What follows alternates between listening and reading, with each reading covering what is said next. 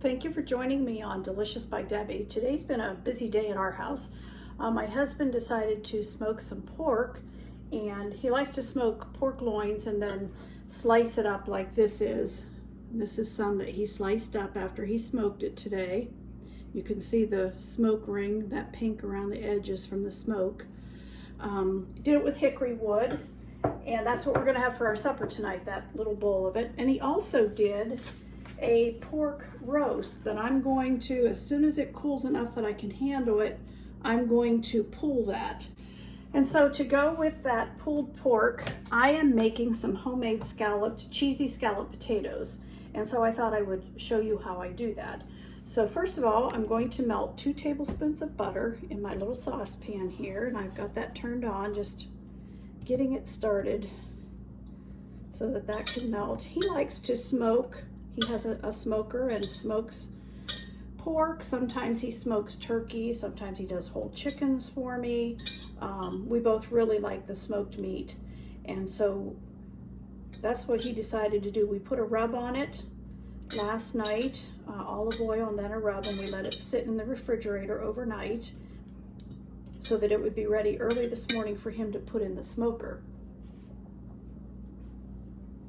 So the butter is melted, and to the butter, I'm going to add 3 tablespoons of flour.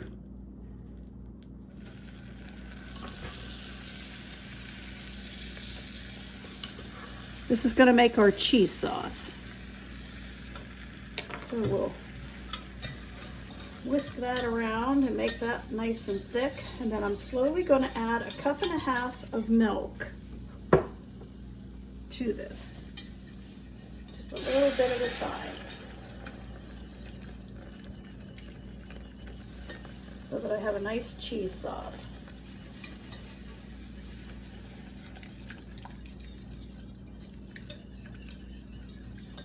So that's thickening up nicely.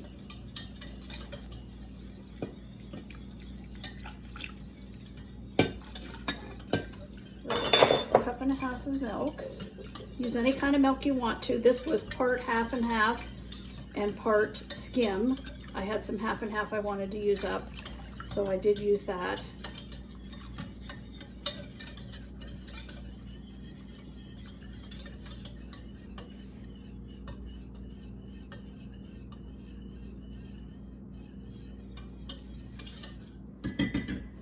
All right, I want a teaspoon of salt. I'll add that now. A teaspoon of salt. And 1/4 of a teaspoon of pepper. And we'll get that whisked in.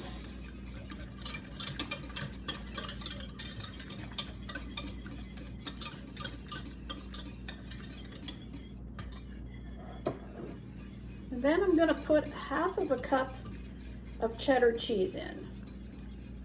Might put a little bit more. We really like ours cheesy. Let that melt. That will be our cheese sauce that we will put on top of the potatoes and onions that will be in the casserole dish. And I'll show you that here in a bit. All right, that is finished. I'm going to set that aside. If it gets a little too thick, I'll just put some more milk in it. But that's ready to go. I'm going to move this here so that you can see I have some potatoes here, and I'm going to cut these up. Oh, pretty thin, not too thick. I'm leaving the skins on. I have scrubbed these. I'm leaving the skins on. As you can see, that's about the thickness that I'm cutting them.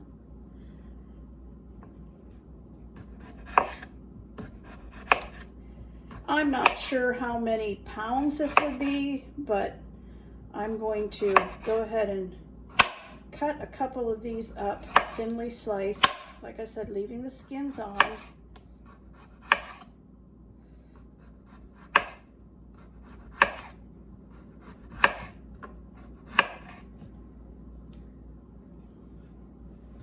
And I have my potatoes all cut up. It took all 4 potatoes, and that made 4 cups. That's what I wanted.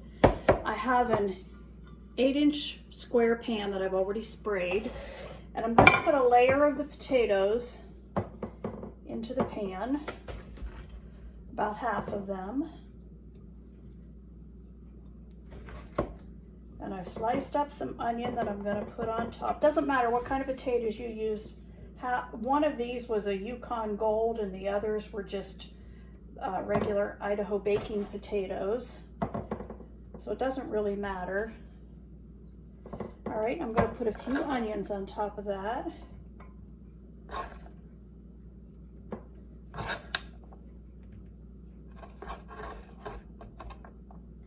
And a little bit of minced garlic.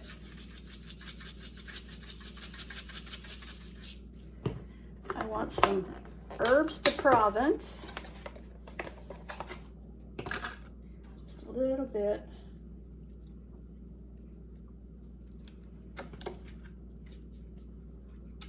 Okay, and then I'm going to put some of the cheese sauce we made on it. And I did thin this down just a little bit with some milk because it got thick while we were waiting. So I'm going to put about half of this over these potatoes.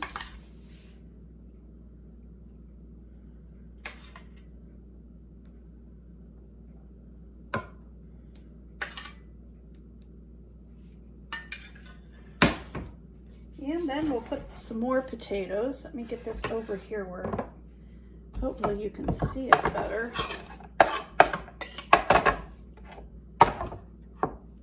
Put some more potatoes on top. It's smelling very good.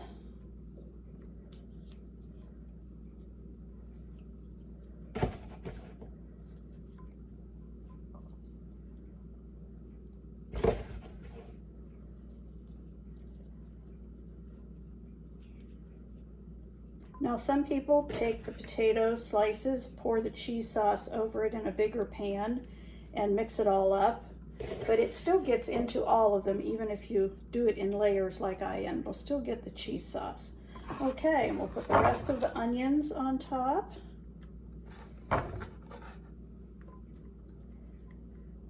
And some more garlic. A little bit of herbs de Provence.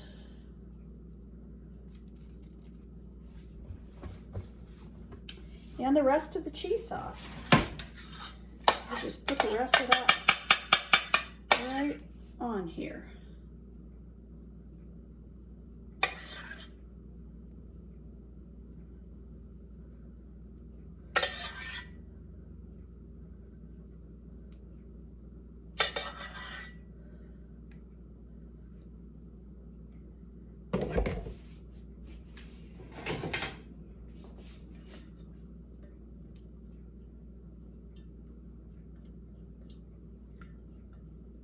Trying to cover up any spot that might not have gotten any on it. There. Okay. Looks like that all got covered really well.